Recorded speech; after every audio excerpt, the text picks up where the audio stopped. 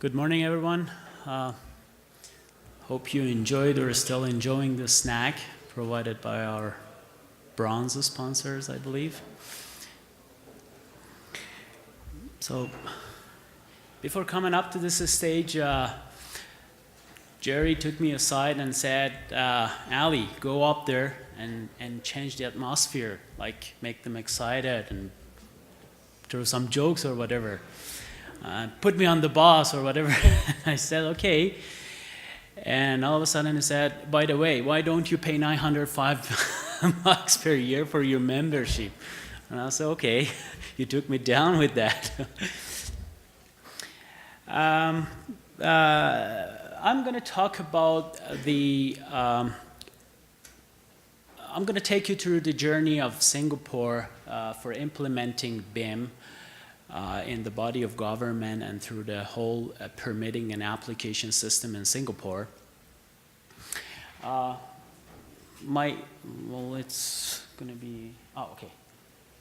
My name is Ali, and I got, my background is in civil engineering, and I did my PhD in Singapore in the area of building information modeling, and served Building Construction Authority in Singapore as a researcher that was heavily involved with BIM implementation in Singapore with the body of government and the system they developed called CORENET, that I'm going to talk a lot about that, and served as a BIM manager all over the world and in Canada.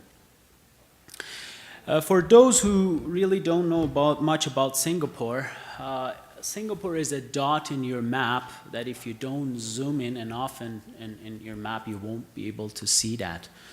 It's a city-state island with 716 square kilometers of area and the population of 6 million and with a density of about 7,800 people living per square kilometer in that country. And if you look at the GDP per capita, it says that it's a very rich country, 52,252 USD. And the most interesting thing about Singapore is that they don't have natural resources. So they don't have oil and gas. They don't have forestry farms. They don't even have sand and rock for construction. So they import sands and rock for their construction from surrounded countries like Indonesia. It's located in the south of Malaysia and north of Indonesia. If we want to take you to the history of Singapore, Singapore in early 60s was a very poor country, overcrowded, with the high unemployment rate, very poor infrastructure, limited industries and lack of housing, slum buildings, and the GDP of 427 US dollar per capita. But if you look at the Singapore today, in 2018, it's a sustainable garden city with a very strong infrastructure and one of the top positions in ease of doing business that I would focus on importance of ease of doing business for investors and foreign investment. And the GDP of 55,252 in 2018 with one of the highest employment rate in the Southeast Asia and a very good quality of life and highest asset enhancement. So how Singapore did that? When Singapore became independent from Malaysia in 1963, the first Prime Minister Lee Kuan Yew, which is called Father of Singapore, I would recommend you to look up his name and read a little bit about what he actually has done for Singapore. He passed away in 2000, I think 11 or 12. But he envisioned a stellar developed first world country for Singapore. And at the very beginning, his government, his cabinet himself and his government started to developing master plans in each area of development, including political, social, economy, everything, and also urban development. But what they needed for urban development was a strong governance. They needed skillful people, they needed money, and they needed to efficiently manage their limited resources. So I'm not going to talk about all the areas of development. I'm just going to focus a little bit about urban development, and specifically in the context of this presentation for construction, business processes, and construction efficiency, and how they move this path and reach the point that we're going to talk about today. So starting from 1960, that I called it like Stone Age, till 1980, they focused on developing master plans. They worked out concepts and developed master plans. And then from 1980 to 1999, they focused on reforming the physical development of regulations, codes, guidelines, and so on. And from 1999, that I call it CORENET age. CORENET stands for Construction and Real Estate Network. It's a platform for electronic submission, and then became BIM submission platform in Singapore. And they, from 1999 to 2008, I call it CORENET age because they leveraged IT for improving efficiency in construction business processes and construction efficiency. And after that, in 2018 to 2015, I call it BIM age, when they significantly implemented BIM and launched and mandated BIM submission for the whole, through the construction life cycle in Singapore. And after 2015, then I call it post-BIM age. I tried to name it very BIM-ish. And I'm going to talk a little bit about from 2015 to till now, which is in which they're using BIM as a fundamental for advanced visual and analytical technologies. So basically, I'm going to focus from the last 18 years, from 1999 to till now. When in 1999, Singapore government planned to be a world-class builder in knowledge edge.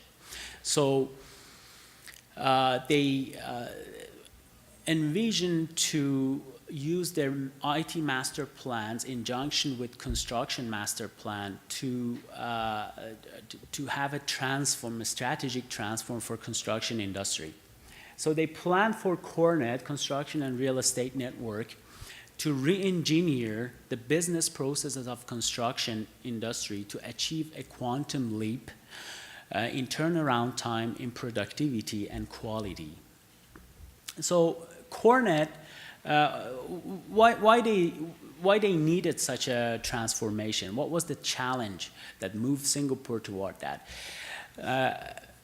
In a construction project life cycle, each application may need to refer to 16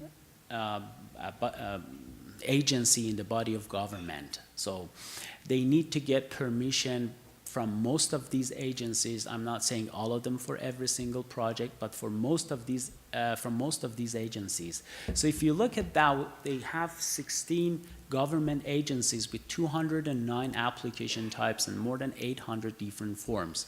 So before starting the new e-submission and BIM submission, they had very heavy administrative procedures with paper-based workflow. Their codes and regulations, they had really limited visibility on approval procedures, and the code interpretation was like based on officers, or officer-based. Very labor-intensive tasks, and they had like decentralized sources of codes and regulations. As I said, in 16 agencies in the body of government, they had their own. And there were some conflicting in the codes and requirements as well. So CORENET is basically nothing but an e-government solution. So what they did, CORENET has more than 4 modules, basically 4 modules, and the base module is called PAVO, which is a collaboration platform that is located between users and the body of government.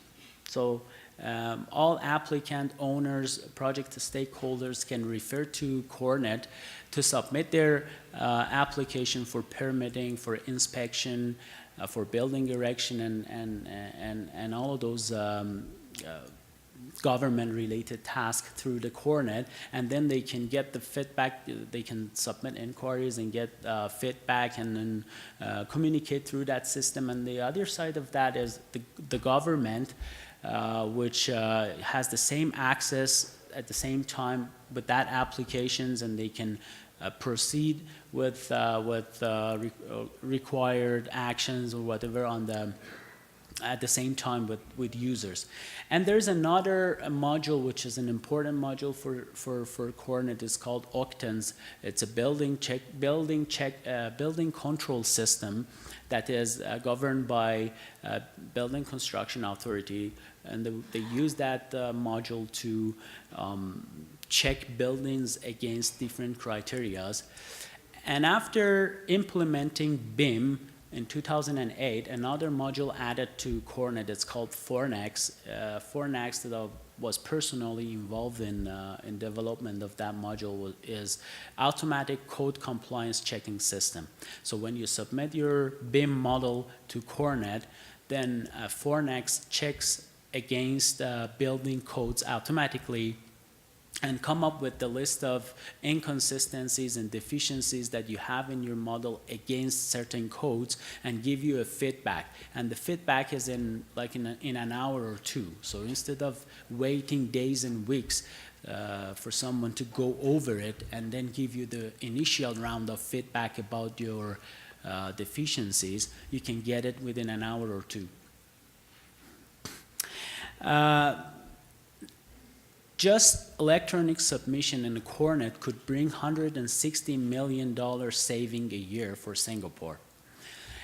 And after that, after that, they implemented building information modeling and BIM submission. What was the reason that they moved toward BIM submission? So this is actually a report published by United States in 2004 that 15.8 billion per year is wasted due to the lack of inadequate or inefficient information sharing.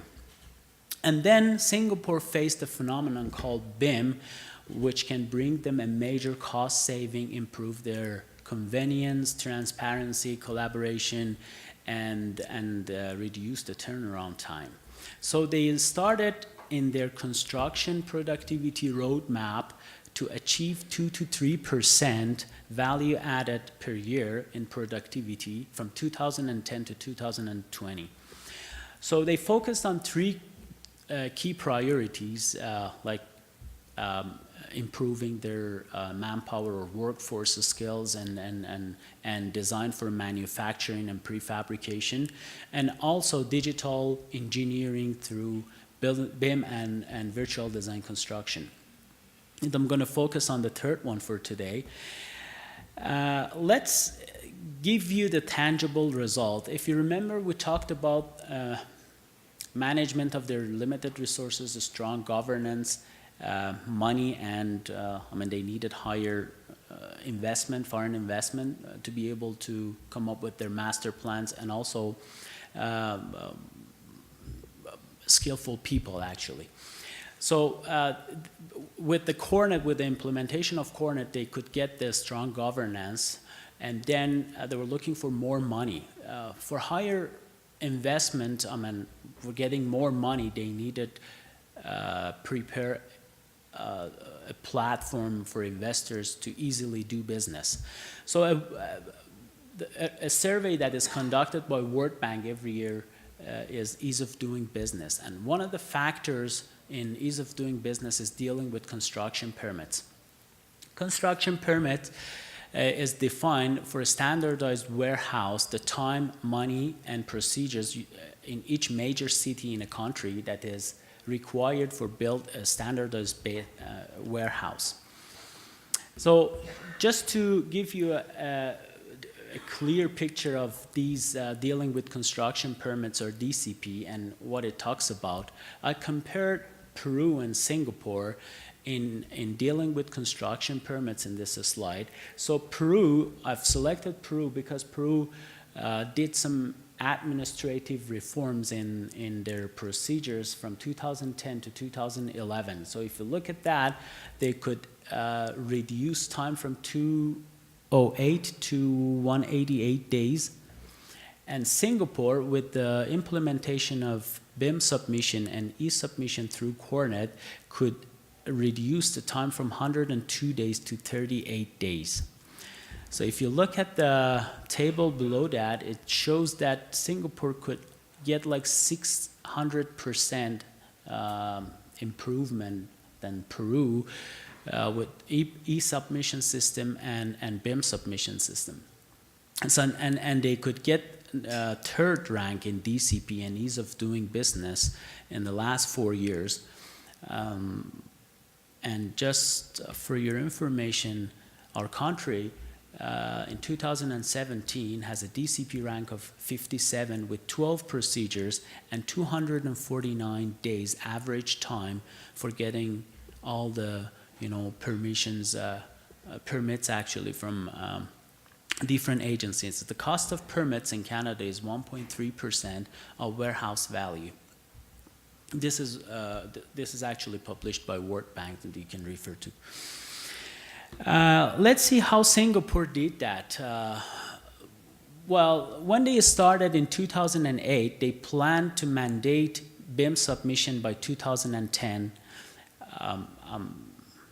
For government projects, and then 2013 for certain projects that I'm going to talk about. But the first challenges that they faced was lack of demand. So nobody knows BIM, so how we can tell them that this is an efficient tool that you have to use it or you can use it to improve the efficiency.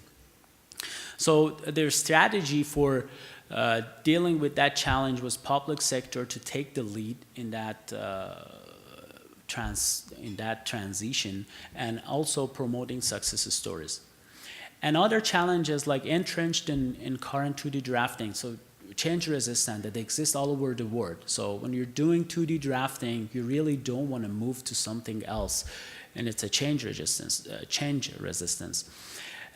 Steep learning curve that we know all about that. I mean, we still have it, and then the lack of resources for BIM manpower. And their strategies they took to deal with those challenges was improving impediments, removing all the barriers along the road, and also building BIM capability and capacity within companies and people. I mean, their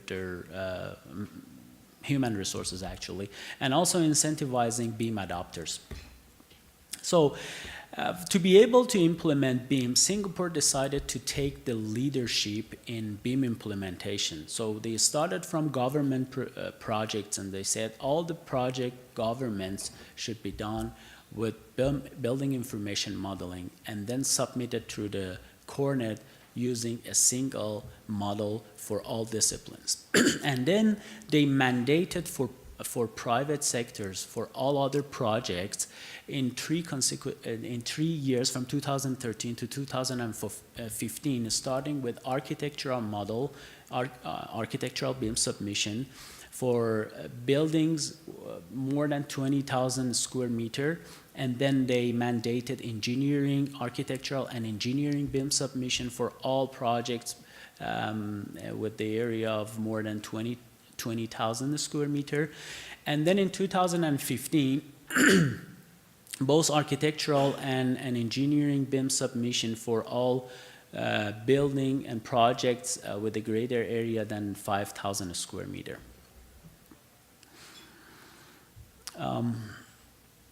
They actually promoted success stories.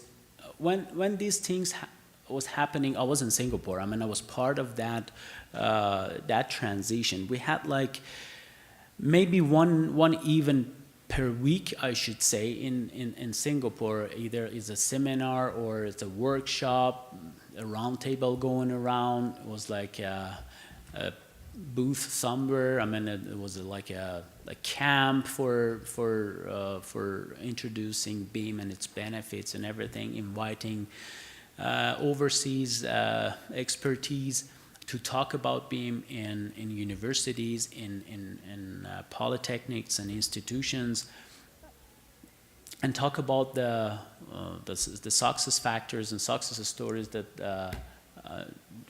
they had done with BIM. And they set up a BIM steering committee with the objective of establishing guidelines and standards, and also oversees that the BIM implementation in Singapore. And they mainly focused on training BIM managers and removing technical issues, and also promote success stories. They successfully implemented and prepared a series of guidelines and standards in Singapore that all of them are available online. You can take a look. They customized it for engineering, architectural and engineering practice in Singapore.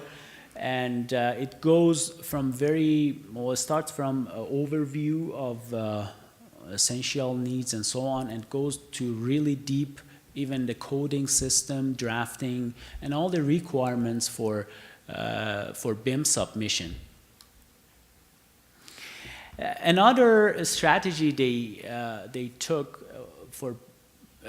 to actually deal with all those challenges was building capabilities and capacities. So they used three strategies. They initially hired expertise from overseas, those who know what is BIM, and then try to get those expertise and hire them for local projects, and then train their students. So they started from universities and polytechnics and institutions to train students for that BIM submission, and also provide training for existing draftsperson, because those are who gonna be in the first line for a while to transfer from 2D to 3D.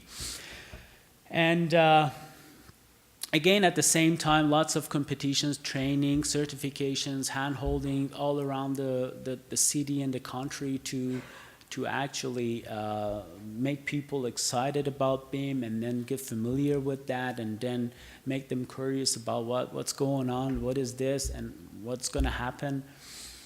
And one of the most important thing, I believe, it was incentivizing BIM for first early adopters, actually. So Singapore government budgeted certain amount, I can't remember the number exactly, for the first 100 companies voluntarily adopt BIM and use BIM submission.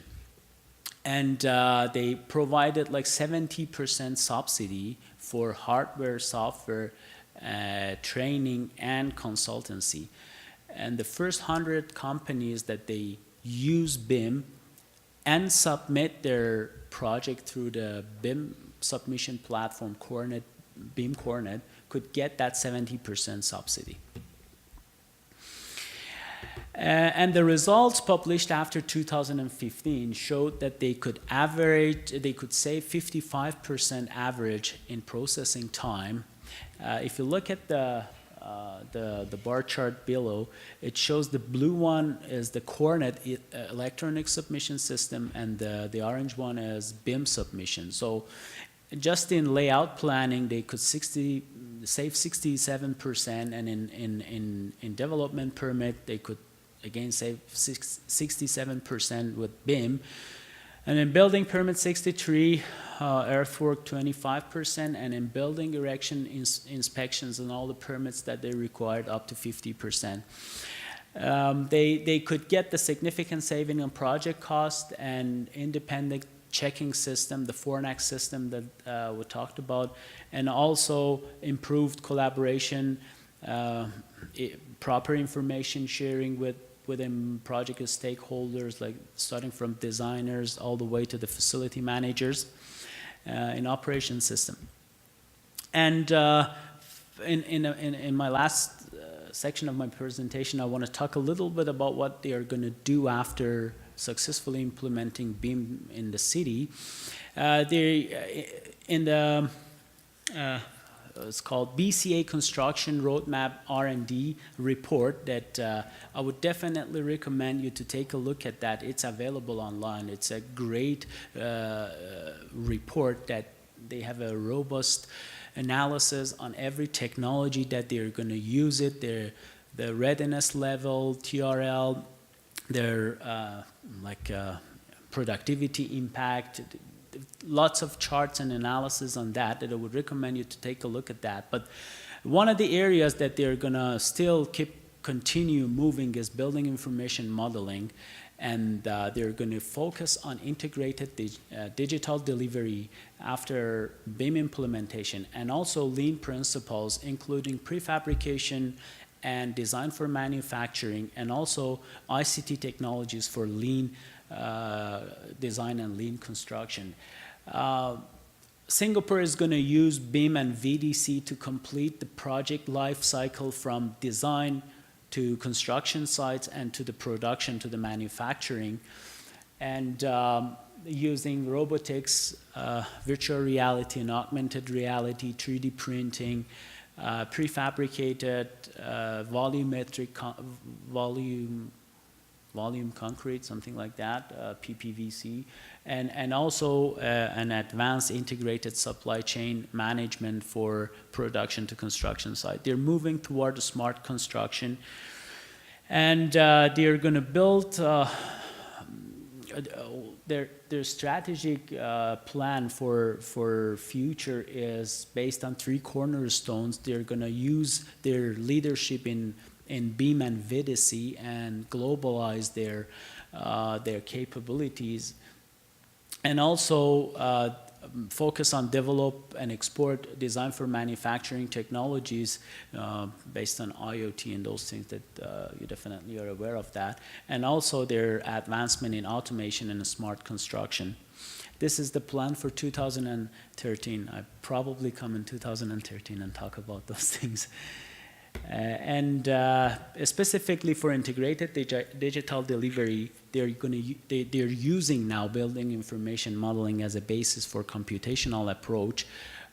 We had a very amazing presentation, I think last year or last session, about computational analysis here, and their generative design, they call it.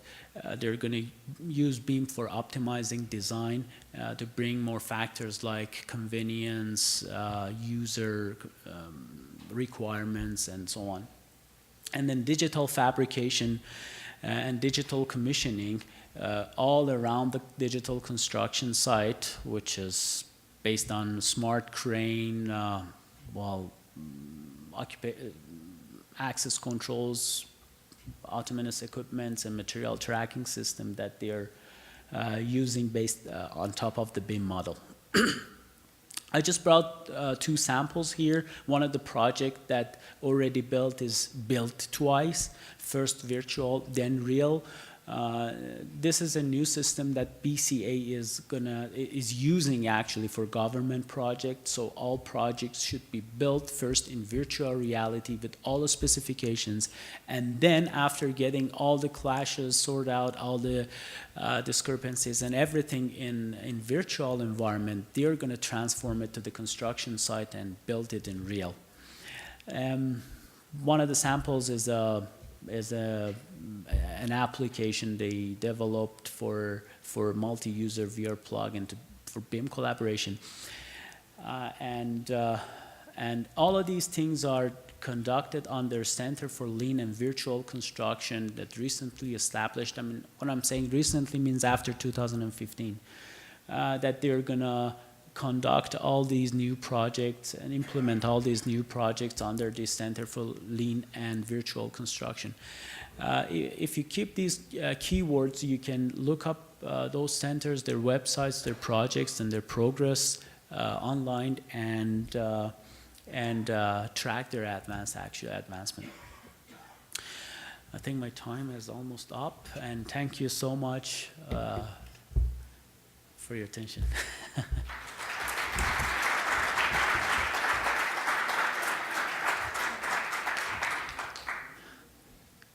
Jerry, was it good enough? Okay. Sure, yeah. If there's any question. Here is we have two different approaches comparing Canada to Singapore, right? And in the other presentation that we have before, they mentioned, they mentioned about taking steps, but Singapore took the lead and said, we're doing this no matter what, right? Yeah. So what is your comment, how you compare? Well, although we have a fragmented government here, we have like a city, we have provincial government, we have federal government. It's totally different than the Singapore government. Singapore has a strong centralized government that can mandate those things. But what I'm saying, just give you an example. The project that we visited yesterday, that was amazing project that I really loved, and I wish everyone could attend that tour yesterday. This project couldn't happen without an agency like Calgary Airport. So they have authority, they have money, and if they want to do it, they can do it. So I think in Canada we have to take about the same approach. I'm not saying mandate it, but the government should take the lead and say that these are the projects that I want to be done in this manner using building information modeling, and then public sector should, private sector should follow government after a while. This is only my comment. I'm not saying it's right or wrong. Yeah. Thank you.